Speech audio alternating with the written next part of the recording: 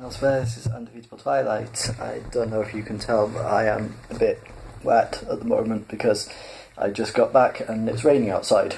But rain or shine, I still do this every single week on Wednesday evening. So here we go, chapter 29 of Hitchhiker's Guide to the Galaxy, where we finally find out what Zaphod and Ford and the rest are up to. So here we go.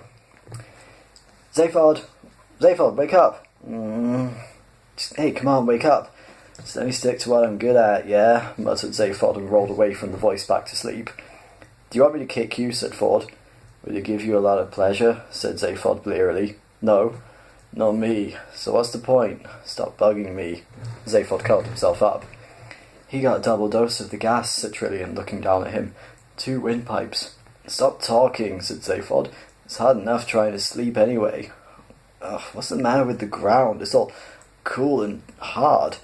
It's gold, said Ford.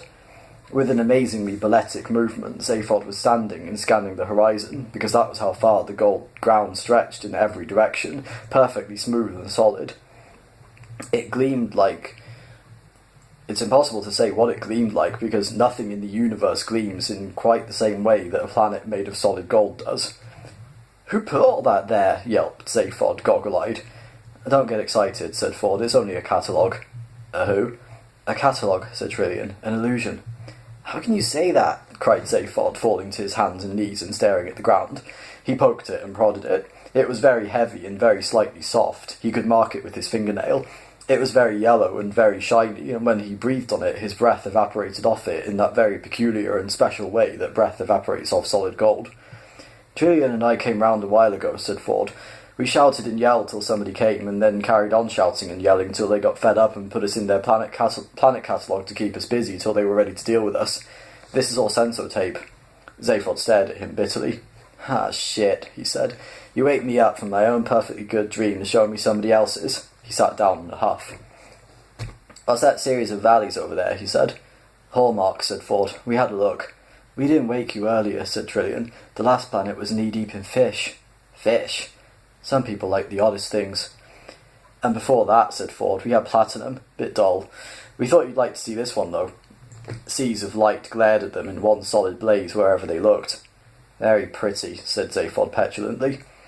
In the sky, a huge green catalogue number appeared. It flickered and changed, and when they all looked around again, so had the land. As with one voice, they all went, yuck. The sea was purple. The beach they were on was composed of tiny yellow and green pebbles, presumably terribly precious stones. The mountains in the distance seemed soft and undulating with red peaks. Nearby stood a solid silver beach table with a frilly mauve parasol and silver tassels. In the sky, a huge sign appeared, replacing the catalogue number. It said, whatever your tastes, Magrathea can cater for you. We are not proud. And 500 entirely naked women dropped out of the sky on parachutes. In a moment, the scene vanished and left them in a springtime meadow full of cows. Ow, said Zaphod. My brains! You want to talk about it? Said Ford. Yeah, okay, said Zaphod, and all three sat down and ignored the scenes that came and went around them. I figure this, said Zaphod. Whatever happened to my mind, I did it. And I did it in such a way that it wouldn't be detected by the government screening tests. And I wasn't to know anything about it myself. Pretty crazy, right? The other two nodded in agreement. So I reckon, what's so secret that I can't let anybody know I know it? Not the galactic government, not even myself. And the answer is I don't know, obviously. But I put a few things together and I can begin to guess. When did I decide to run for president? Shortly after the death of President Uden Franks. You remember Uden, Ford? Yeah, said Ford. He was that guy we met when we were kids. The Arcturian captain. He was a gas. He gave us conkers when you bust your way into his mega freighter. Said you were the most amazing kid he'd ever met. What's all this? Said Trillian. Ancient history, said Ford. When we were kids together on Betelgeuse. The Arcturian mega freighters used to carry most of the bulky trade between the galactic centre and the outlying regions. The Betelgeuse trading scouts used to find the markets, and the Arcturians would supply them. There was a lot of trouble with the space pirates before they were wiped out in the Dordelis Wars, and the mega freighters had to be equipped with the most fantastic defence shields known to galactic science. They were real brutes of ships, and huge. In orbit round the planet, they would eclipse the sun. One day, young Zaphod here decides to raid one. On a tri-jet scooter designed for stratosphere work. A mere kid. I mean, forget it. It was crazier than a mad monkey. I went along for the ride because I got some very safe money on him not doing it and didn't want him coming back with fake evidence. So what happens? We get in his trijet, which he had souped up into something totally other, crossed 3 parsecs in a matter of weeks, bust our way into a mega freighter, I still don't know how, marched onto the bridge waving toy pistols and demanded conkers. Wilder thing I have not known. Lost me a year's pocket money. For what? Conkers. The captain was this really amazing guy, Uden Franks, said Zaphod. He gave us food, booze, stuff from really weird parts of the galaxy, lots of conkers, of course, and we just had the most incredible time. Then he teleported us back into the maximum security wing of the Betelgeuse State Prison. He was a cool guy, went on to become president of the galaxy. Zaphod paused. The scene around them was currently plunged into gloom. Dark mist swirled round them, and elephantine shapes lurked indistinctly in the shadows. The air was occasionally rent with the sounds of illusory beings murdering other illusory beings. Presumably enough people must have liked this sort of thing to make it a paying proposition. Ford, said Zaphod quietly. Wrong voice. Ford, said Zaphod quietly. Yeah? Just before Uden died, he came to see me. What? You never told me. No. What did he say? What did he come to see you about? He told me about the Heart of Gold. It was his idea that I should steal it. His idea? Yeah, said Zaphod. And the only possible way of stealing it was to be at the launching ceremony.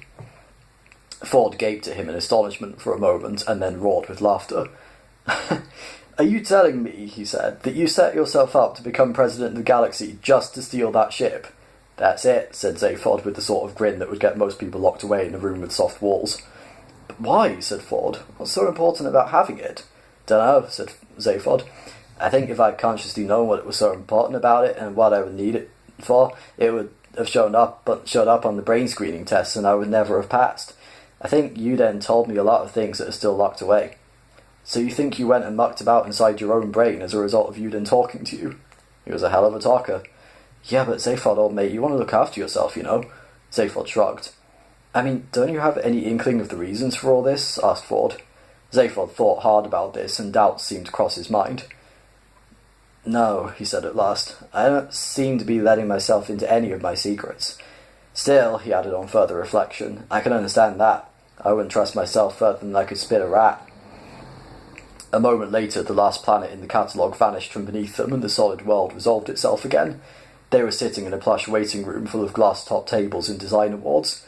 A tall Magrathean man was standing in front of them. The mice will see you now, he said. There we go. Chapter 29 is over. I'm sorry about my, in my head, I imagine Zaphod speaking with an American accent for some reason, but, I'm not very good at doing that. So, I apologise for my terrible accent and, my inability to keep it distinct. But apart from that, I hope you liked it. So, tune in next week for the hopefully thrilling continuation. Until then, take care, love and peace.